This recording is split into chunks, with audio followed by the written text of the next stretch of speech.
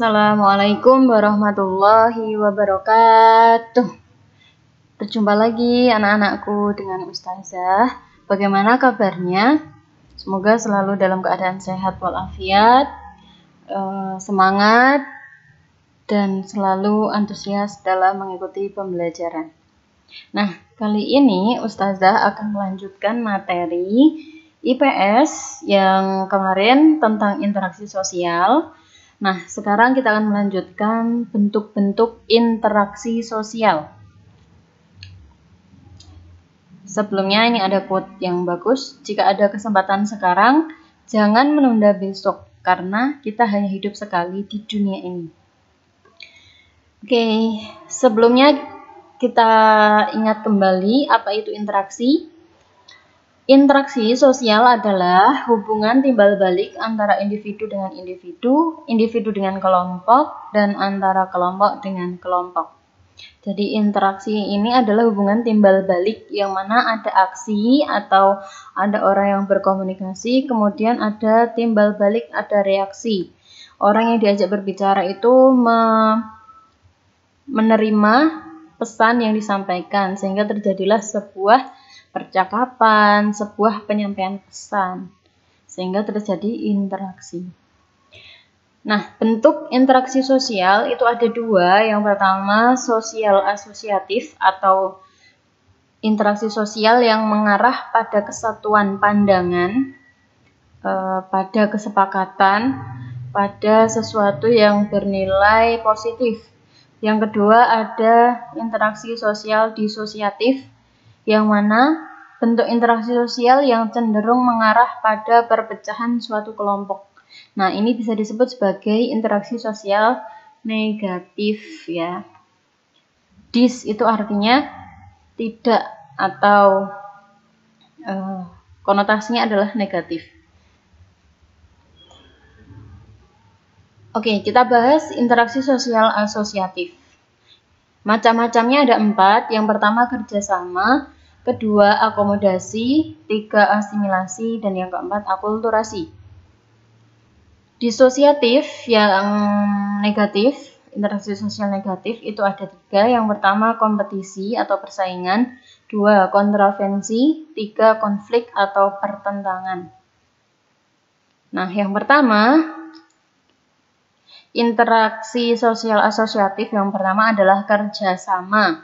Kerjasama adalah usaha bersama antara orang perorangan atau kelompok untuk mencapai tujuan bersama. Tentu kalian sudah paham ya kerjasama. Kerjasama itu intinya kita memiliki tujuan yang mana kita akan mencapainya secara bersama-sama. Entah itu 2 orang atau kelompok dengan kelompok, ya itu adalah kerjasama. Misalnya ketika di sekolah kalian diminta oleh guru mengerjakan tugas ini secara berkelompok. Nah, itu bentuk kerjasama.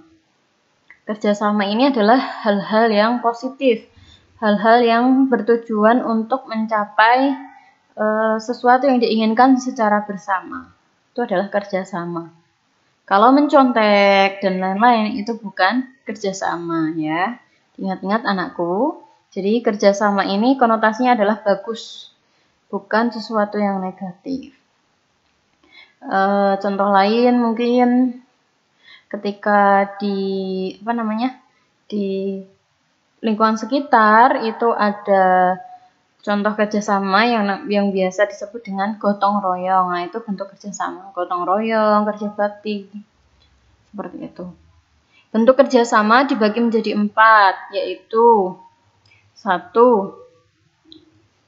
Kerjasama spontan, yaitu kerjasama yang terjadi secara serta-merta atau spontan. Contohnya itu, ketika ada guru yang menyuruh untuk mengerjakan tugas secara berkelompok, nah itu disebut kerjasama spontan. Atau ketika di jalan mungkin ada kecelakaan, nah kita langsung bersama-sama membantu korban kecelakaan, itu kerjasama spontan. Kemudian yang kedua, kerjasama langsung sebagai hasil perintah atasan kepada bawahan atau penguasa terhadap rakyatnya. Kerjasama langsung berarti kerjasama yang dilakukan secara langsung, entah itu dari atasan ke bawahan atau pengusaha. penguasa kepada rakyat, atau dari guru kepada murid, dari orang tua kepada anak. Intinya kerjasama yang dilakukan secara langsung. Kemudian kerjasama kontrak dilakukan atas dasar syarat-syarat atau ketetapan tertentu yang disepakati bersama. Kontrak itu berarti ada surat perjanjiannya, atau misalnya kerjasama kontrak itu berapa tahun, biasanya minimal 2 tahun, atau bisa tergantung kesepakatan yang dibuat secara bersama. Kemudian yang terakhir keempat, kerjasama tradisional, yaitu kerjasama sebagian atau unsur-unsur tertentu dari sistem sosial. Contohnya seperti tadi, misalnya kerja bakti, kemudian biasanya kalau di desa itu masih ada musim rewangan, nah itu namanya kerjasama tradisional. Karena ada tetangga yang mempunyai hajat, kita secara secara naluri langsung ikut membantu menyiapkan kebutuhan-kebutuhan yang diperlukan oleh orang yang mempunyai hajat. Misalnya ketika tetangga kita membuat rumah, nah biasanya orang-orang sekitar itu membantu. Kalau yang laki-laki membantu membangun rumah, yang perempuan biasanya membantu masak untuk makan, tenaga-tenaga yang membantu membuat rumah. Contohnya seperti itu kerjasama tradisional. Kita lanjut, yang kedua, akomodasi. Akomodasi adalah proses penyesuaian diri orang per orang atau kelompok-kelompok manusia yang awalnya saling bertentangan. Contohnya, misalnya ada orang yang sedang bertentangan atau berbeda pendapat, nah kemudian masing-masing ini menurunkan egonya untuk bisa mencapai kesepakatan. Akomodasi ini dilakukan sebagai upaya mengatasi ketegangan-ketegangan antara pihak yang bertentangan. Tujuan akomodasi adalah terciptanya keseimbangan interaksi sosial terkait norma dan nilai dalam masyarakat. Misalnya ketika pemilihan kepala desa, misalnya sebelum diatur undang-undang tentang pemilihan umum, dipilih, misalnya ada 2 kubu yang memilih, kemudian terjadi pertentangan pendapat. Nah, akhirnya dipilihlah jalan tengah. Bagaimana caranya supaya pemilihan kepala desa ini berjalan lancar? Akhirnya dipilihlah sistem pemilihan umum dengan cara setiap warga negara memiliki hak untuk menyampaikan pendapatnya. Misalnya yang terbanyak mendapatkan suara, dia yang berhak memimpin. Atau sistem polling ya, polling. Seperti itu. Jadi masing-masing pihak yang memiliki perbedaan pendapat ini saling menyesuaikan diri supaya tercapai keseimbangan agar tidak berlanjut kepada pertentangan atau konflik. Yang jenis-jenis akomodasi itu ada banyak ya. Yang pertama ada coercion atau koersi terjadi melalui pemaksaan kehendak pihak tertentu terhadap pihak lain, terutama terhadap pihak yang lebih lemah. Ini secara paksa ya. Jadi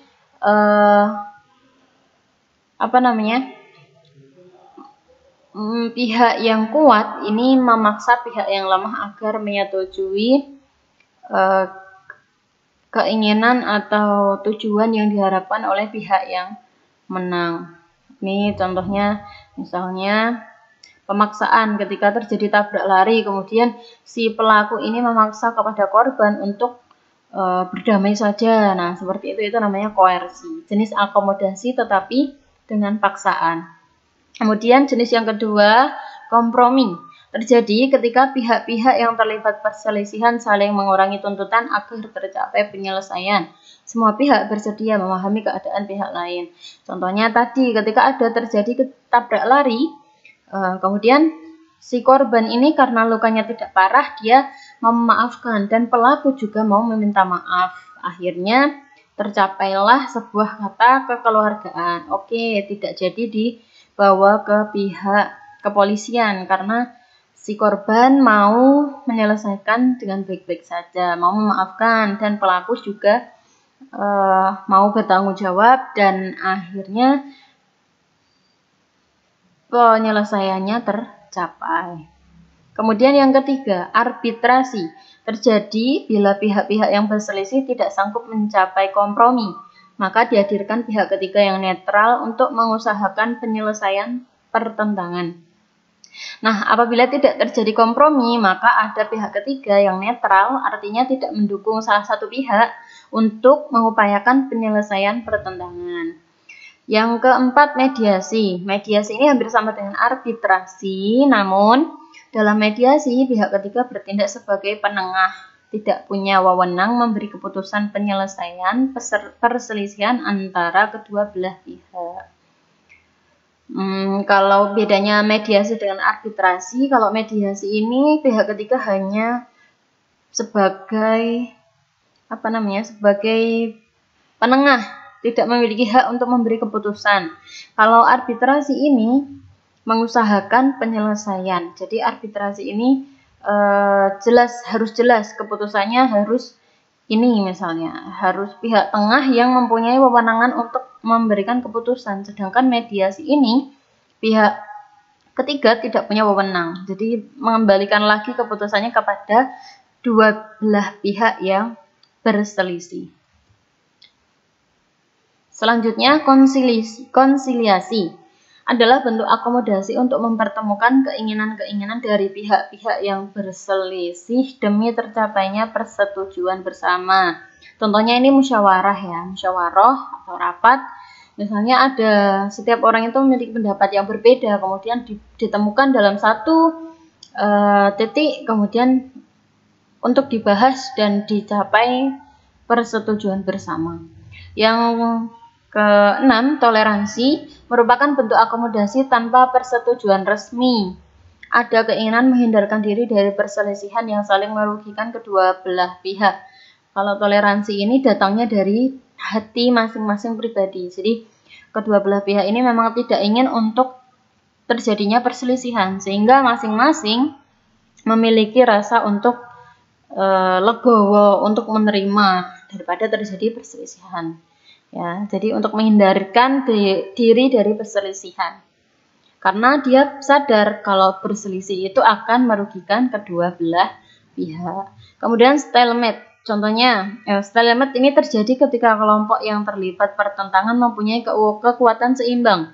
Stalemate ini misalnya tadi korban tabrak lari, terjadi tabrak lari, kemudian pelaku ini tidak mau bertanggung jawab, tapi dia juga punya kekuatan untuk melawan di mata hukum. Kemudian si korban ini juga akhirnya menuntut, dia juga memiliki pengacara untuk melawan pihak pelaku. Contohnya, adjudikasi dipahami sebagai penyelesaian masalah atau sengketa melalui pengadilan atau jalur hukum. Jalur hukum berarti dengan meja hijau, dengan melalui kepolisian dan pengadilan.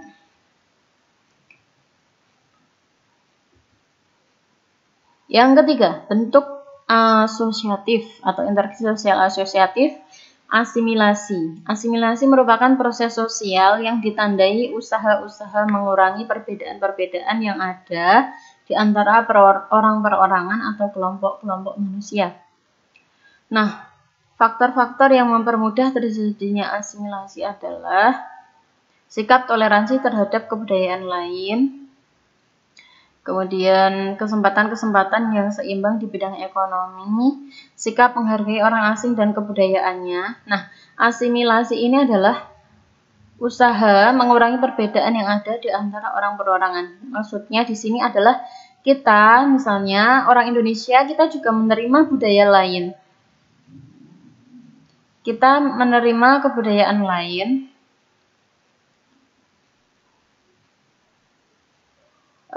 tidak memandang sebelah mata kepada kebudayaan lain. Kita juga menghargai, menerima, seperti itu. Kemudian sikap menghargai orang asing dan kebudayaannya, kemudian sikap terbuka dari golongan yang berkuasa dalam masyarakat, persamaan dalam unsur-unsur kebudayaan atau perkawinan campuran, kemudian adanya musuh bersama dari luar.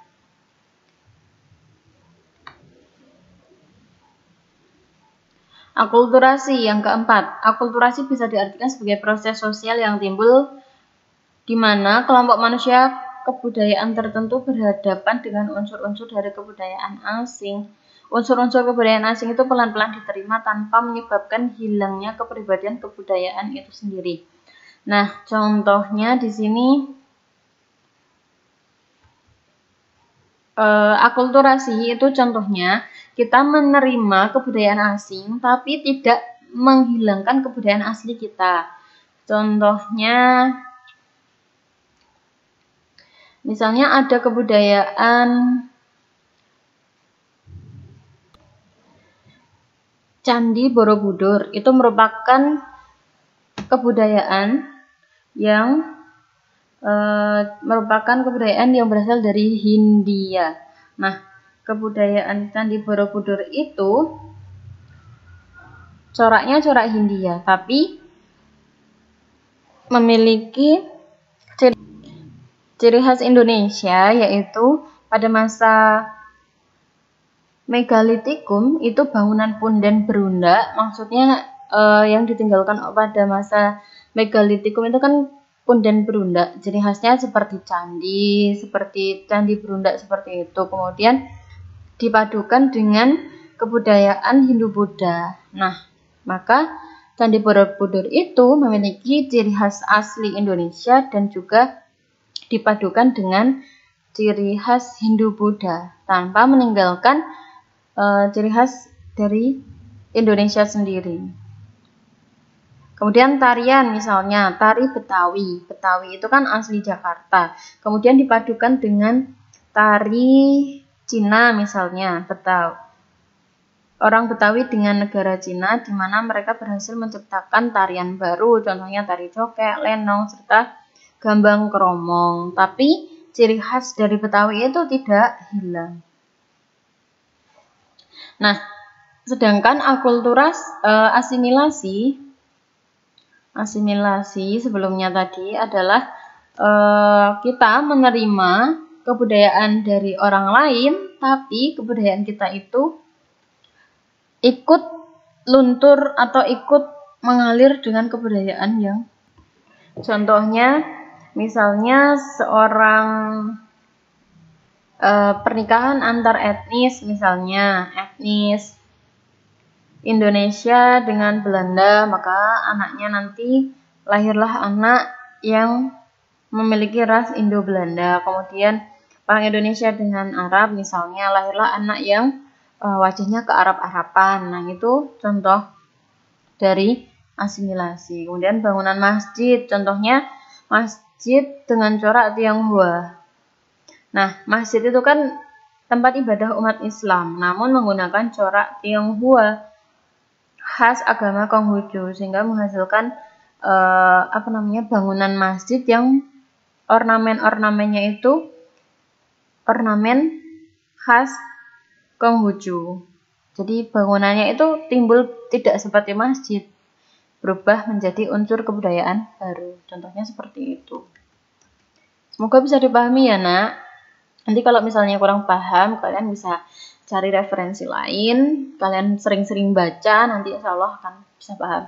Kemudian contoh interaksi sosial disosiatif, yang pertama itu kompetisi atau persaingan.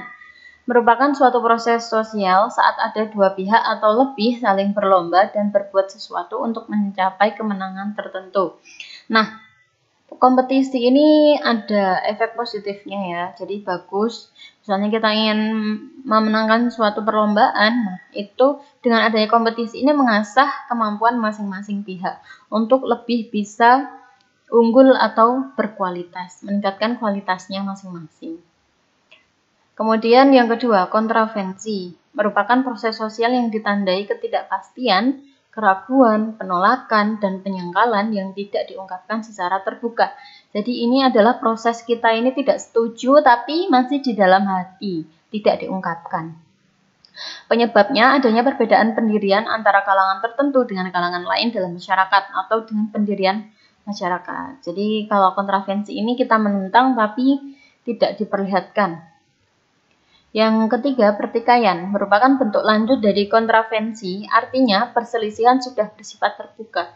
Dalam hal ini perselisihan ini sudah dinyatakan, diungkapkan, kemudian terlihatlah bentuk bahwa dia itu tidak setuju. Terjadi karena perbedaan antara kalangan tertentu dalam masyarakat semakin tajam.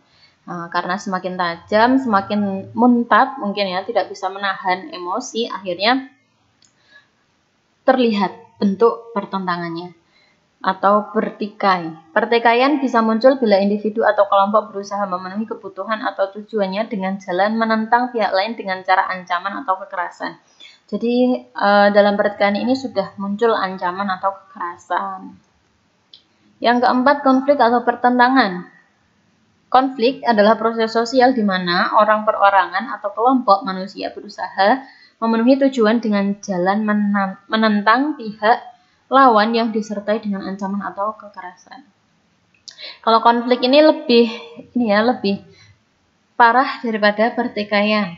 Kalau konflik ini jelas-jelas dia menentang pihak lawan, kemudian disertai dengan ancaman dan kekerasan. Contohnya demo kemarin itu juga masuk ya, kita menentang, masyarakat itu menentang adanya undang-undang cipta kerja, ya kan? Kemudian diwujudkan dengan aksi demonstrasi, kemudian melakukan ancaman, mungkin ada juga yang melakukan kekerasan dengan membakar tempat-tempat umum dan lain-lain. Itu contoh dari konflik. Nah, sudah selesai. Saatnya kalian untuk mengerjakan tugas. Jangan lupa dikerjakan dengan cara klik link yang ada di deskripsi YouTube. Tugas ini sama dengan presensi. Jadi kalau kalian tidak mengerjakan, maka kalian dianggap alfa. Jadi setelah ini langsung dikerjakan.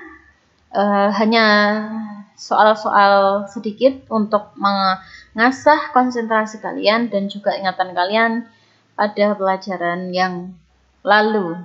Oke, sekian dari Ustazah. Semoga materinya bisa dipahami dan kalian tetap semangat dan jangan bosan ya. Sekian dari Ustazah. Apabila banyak salahnya mohon maaf. Akhiru qauli hadza wassalamualaikum warahmatullahi wabarakatuh.